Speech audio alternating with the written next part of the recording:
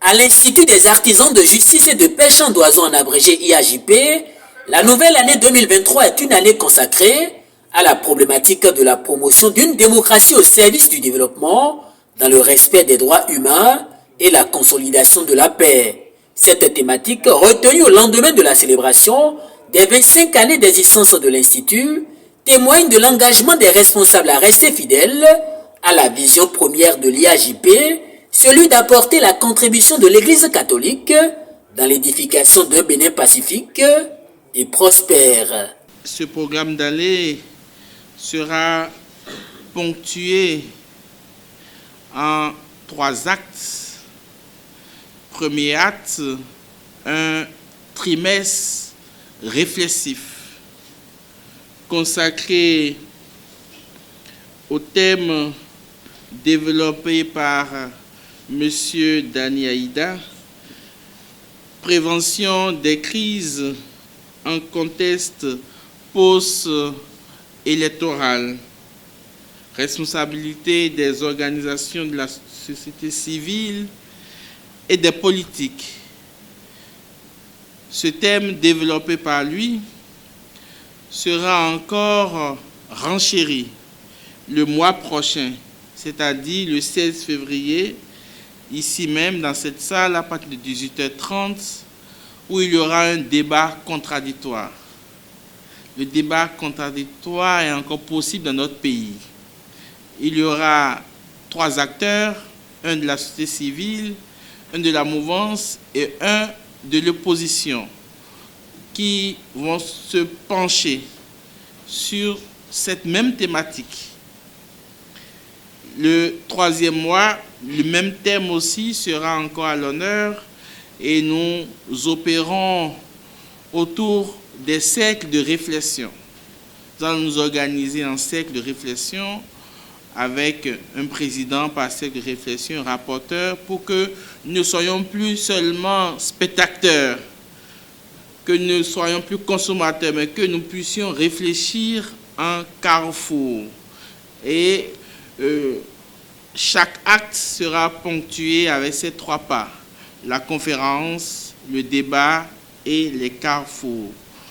Je vous invite vraiment à y participer avec beaucoup de joie. Et donc, à partir de ces carrefours, nous allons constituer un conseil scientifique.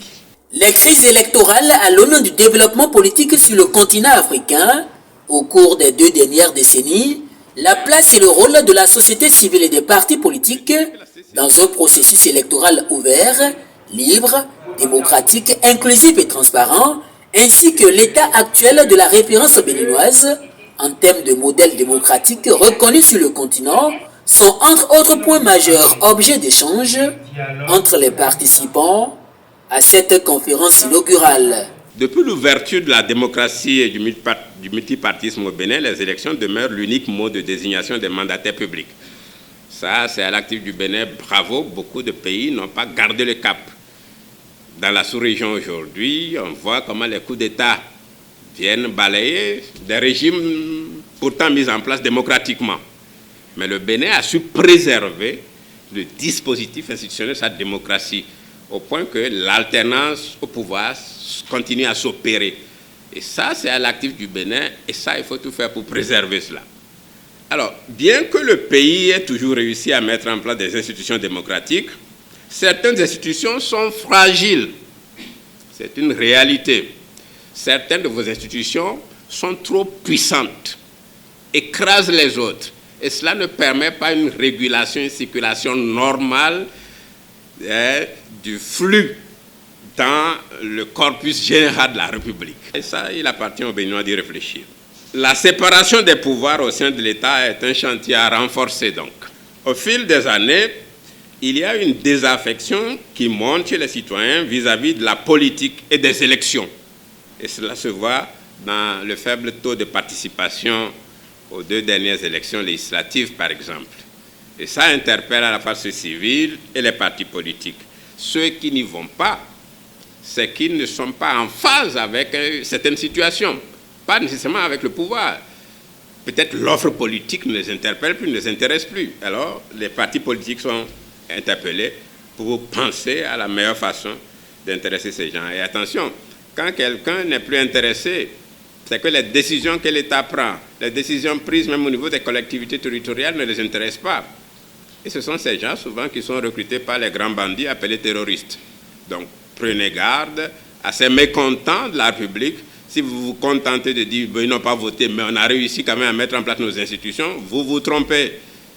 Sentez-vous interpellé par ceux-là qui ne se sentent plus concernés par la République.